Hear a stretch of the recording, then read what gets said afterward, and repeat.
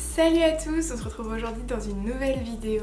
Dans cette vidéo, je voulais vous parler du terme zéro déchet. J'ai l'impression que ça fait une éternité que je vous ai pas fait une vidéo. Mais du coup, ces prochains temps, ça va être plus une vidéo par semaine parce qu'il se passe beaucoup de choses dans notre quotidien. Comme vous pouvez l'entendre, je suis un peu malade. Du coup, m'en voulez pas pour la voix un peu rauque. Du coup, je voulais vous parler du terme zéro déchet parce qu'en fait, j'ai mis longtemps à vraiment utiliser ce terme pour moi. Il y avait plein de choses que j'avais du mal à accepter, entre guillemets. Et en fait, même si j'y vois plein de points positifs, il y a pas mal de points négatifs que j'aime pas forcément dans le terme zéro déchet. Et du coup, je voulais vous parler de ça. C'était surtout pour que vous vous sentiez libre d'utiliser les termes qui vous plaisent, de pas l'utiliser. Mais que ça veut pas dire que vous n'êtes pas zéro déchet, ça veut pas dire non plus que vous faites pas un effort écologique. Et du coup, voilà, je voulais vous parler de ça. Du coup, j'aime beaucoup le terme zéro déchet parce que il est déjà très parlant. Et puis, les déchets dans les familles, dans le quotidien, ça cache aussi beaucoup d'autres déchets cachés. Mais aussi, ça permet de diminuer son impact environnemental assez drastiquement parce que du coup on va aller dans des magasins un peu alternatifs, on va aller vers des producteurs plus locaux, on va aller acheter de l'occasion, ce genre de choses. Du coup ça a un impact assez fort avec juste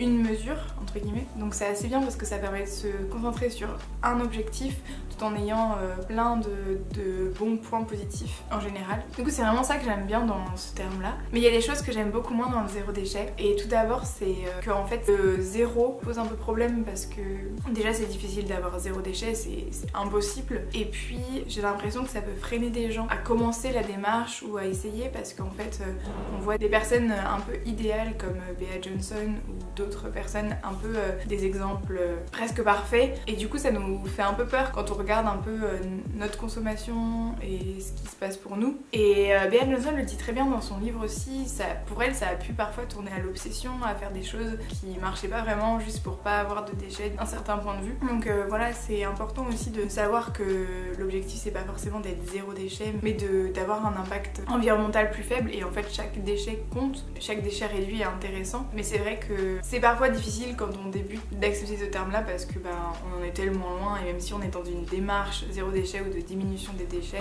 on n'arrive pas tout de suite comme ça à ce que Bea Johnson elle fait, et nous on n'y est toujours pas, loin de là. Mais on se rend bien compte quand même qu'on a fait des efforts énormes, et quand on compare à d'autres personnes de notre âge ou de notre famille, etc. qui ont un mode de vie normal, on se rend compte quand même de la différence. Donc voilà, c'était pour vous dire que moi j'avais eu un peu de mal avec le terme zéro déchet au départ.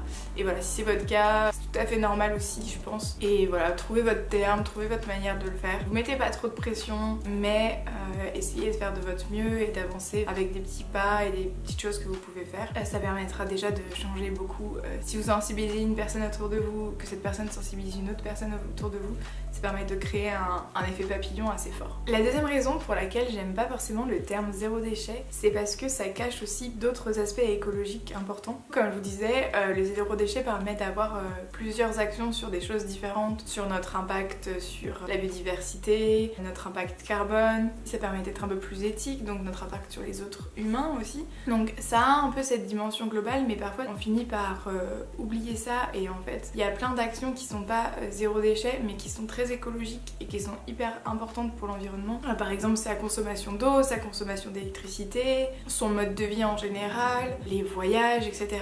Même si je pense qu'il faut pas forcément culpabiliser de voyager aussi, et que c'est important de continuer à vivre entre guillemets. Parfois le zéro déchet va mettre un masque sur toutes ces autres choses qui sont vraiment importantes, et du coup c'est pour ça aussi que je trouve que c'est important de prôner un mode de vie écologique en général, un mode de vie en fait qui respecte plus la planète et qui respecte plus les humains. Donc c'est une écologie extérieure et une écologie intérieure aussi, pour soi, pour les autres, entre êtres humains.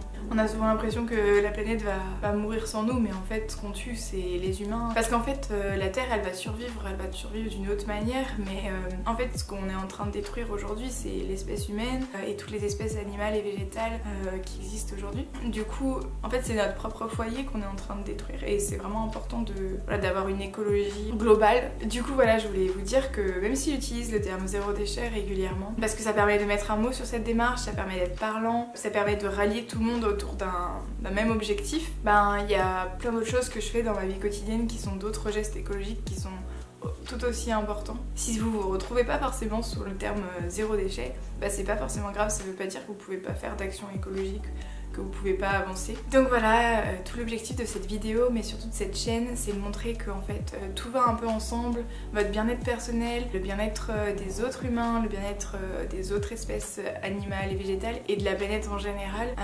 Tout ça, ça va ensemble en fait, c'est un monde qui cohabite et du coup voilà, c'est important de prendre soin de soi et c'est important de prendre soin de notre environnement. C'est pour ça que je parle de plein de choses différentes dans cette chaîne, de plein de choses qui me passionnent, que j'essaie de développer aussi bien pour moi que pour les autres. Et voilà, du coup parfois de mettre des cases, ça peut un peu enfermer. Si vous vous sentez comme ça, si vous vous sentez enfermé par des cases, laissez-les tomber, c'est pas grave. Faites comme vous pouvez, de la manière dont vous pouvez. Je sais que je le répète beaucoup, mais je le répéterai jamais assez. C'est important de faire à son échelle, mais de faire quand même ce qu'on peut. Donc voilà, une petite vidéo assez courte aujourd'hui, mais j'avais envie de vous parler de ça me tenait à cœur. J'espère que ça vous aura plu. Si vous voulez plein d'autres idées toutes les semaines de choses que vous pouvez faire pour votre bien-être personnel et pour le bien-être de notre planète, vous pouvez vous abonner, appuyer sur j'aime, laisser un commentaire, donnez-nous toutes vos astuces, dites-nous si vous êtes zéro déchet ou pas, si vous considérez zéro déchet ou pas, qu'est-ce que vous faites pour l'être ou pas. Et on se retrouve bientôt dans une nouvelle vidéo.